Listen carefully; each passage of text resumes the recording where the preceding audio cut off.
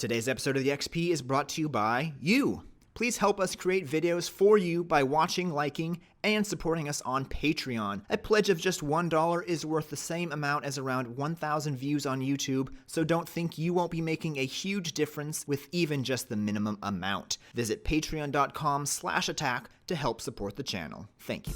What's up, attackers? Kirk here with Attack Gaming, and welcome to the XP.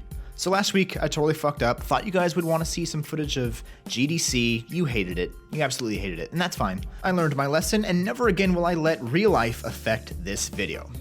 Anyways, being April Fool's Day, there was a lot of weird emails in my inbox today with titles like Black Desert Online introduces butt pose victory animations for PvP, butt poses, really? And World of Warships letting you battle other players in a hot tub. So, yeah, I'm not going to fool you guys today. It's not really my thing. I'd rather keep it real. So, here's the news for the week as the XP starts now. First thing I want to talk about is the sheer amount of betas that started or were announced this week, whether open or closed or alpha, whatever. Maybe it's because it's the end of the quarter, but I don't know. The Skies, which is a post-apocalyptic survival MMORPG, will enter early access on April 16th, which is a closed test there is a closed test actually happening right now. The Skies will have the classic features you want from a survival game, crafting, PvP, non-linear progression, but open PvP is not one of those features. Those are restricted to arena fights and clan wars, so that is April 16th.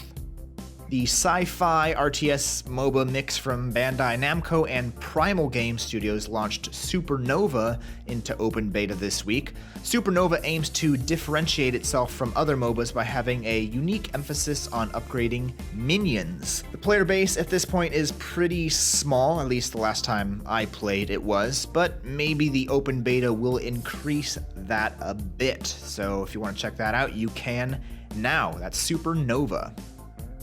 Tree of Saviors Founders Early Access is live starting this week as well. Big week. The game can be played through Steam, but unfortunately I've been reading a lot of server instability stuff going on with this week, which is kind of typical for your MMO launch, especially for an indie title like this.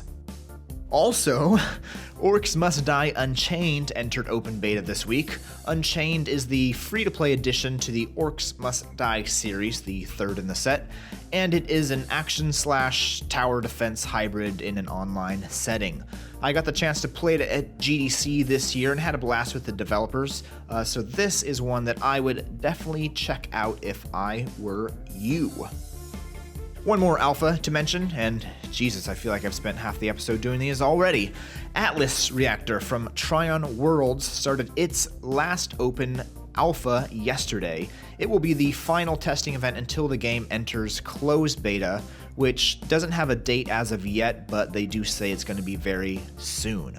The alpha will be going on through the weekend, and it looks like anyone can join, as it says right on the alpha page, that everyone is invited into the final alpha event. So you can go check that out now, and hopefully you can just jump in and play.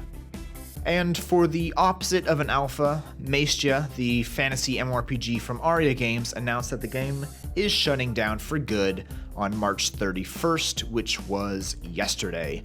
What's weird about this announcement is that it came only a week after it was announced that it was closing.